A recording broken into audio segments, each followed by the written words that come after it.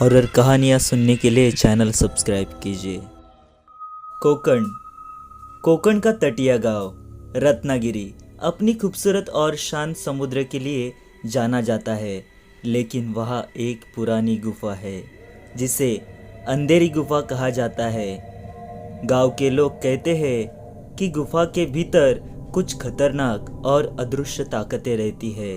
कोई भी वहाँ जाने की हिम्मत नहीं करता है। एक दिन गांव के कुछ किशोरों ने तय किया कि वे गुफा का रहस्य जानने की कोशिश करेंगे। उनमें से एक अनिल सबसे ज़्यादा साहसी था। उसने कहा, डरने की कोई बात नहीं है, यह सब बस कहानियाँ हैं। उसके दोस्तों ने पहले तो मना किया, लेकिन अंत में वे उसके साथ चले गए। रात का समय था जब वे गुफा के सामने पहुंचे। चांद की हल्की रोशनी में गुफा का मुंह और भी भयानक लग रहा था।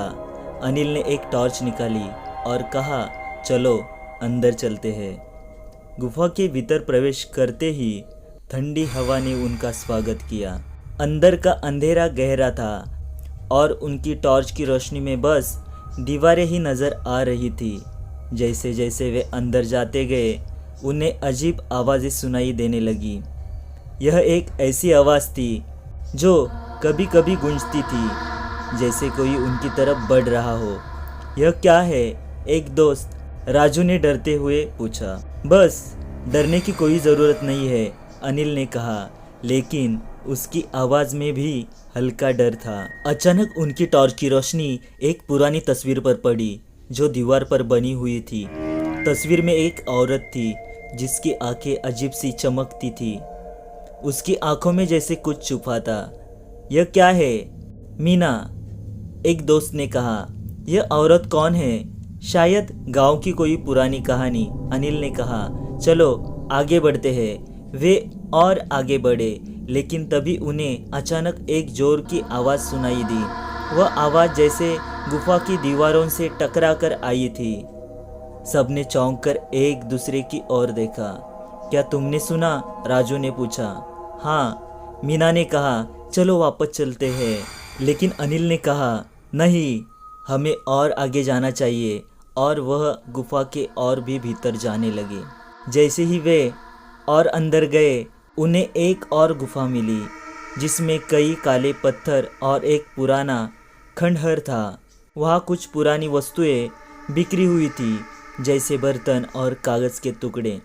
अचानक उन्हें एक साया नज़र आया जो गुफा की दीवार पर चल रहा था। क्या यह सच है? मीना ने कांपते हुए कहा। यह सिर्फ हमारी आंखों का धोखा है, अनिल ने कहा, लेकिन उसकी आवाज़ में अब खुद के लिए भी विश्वास नहीं था।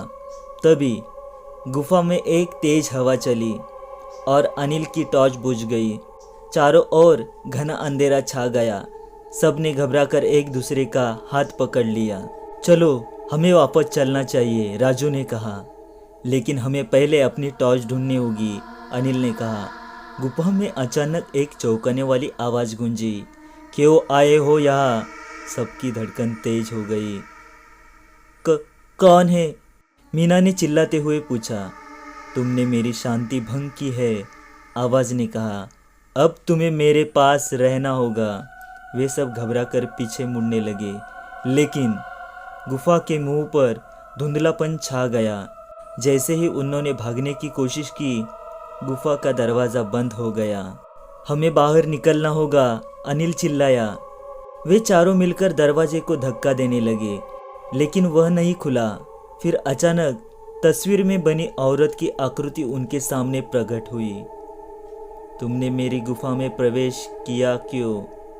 अब तुम कभी नहीं जा पाओगे, उसने कहा।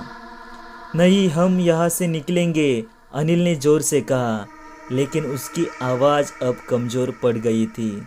औरत की हंसी गुफा में गूंजने लगी।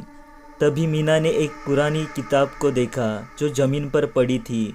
उसने किताब खोली और उसमें लिखा हुआ पढ़ा, अगर तुम अंधेरी गुफा में फंस जाओ तो अपनी इच्छा को व्यक्त करो। शायद हमें यह कहना चाहिए कि हम बाहर जाना चाहते हैं, उसने कहा। हम बाहर जाना चाहते हैं, अनिल ने जोर से कहा। जैसे ही उन्होंने एक साथ कहा, गुफा में अचानक एक तेज रोशनी फैली और औरत की आकृति धीमी होने लगी और गुफा का दरवाज़ा धीरे धीरे खुलने लगा।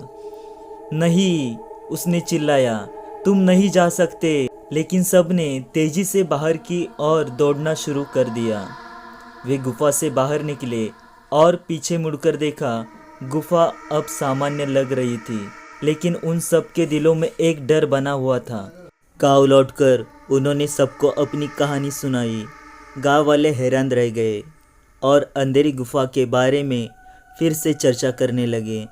इस घटना के बाद कोई भी अंधेरी गुफा के पास जाने की हिम्मत नहीं करता था। अनिल और उसके दोस्तों को भी समझ आ गया, कुछ रहस्यमय चीज़ें ऐसी होती है जिनसे हमें दूर रहना चाहिए।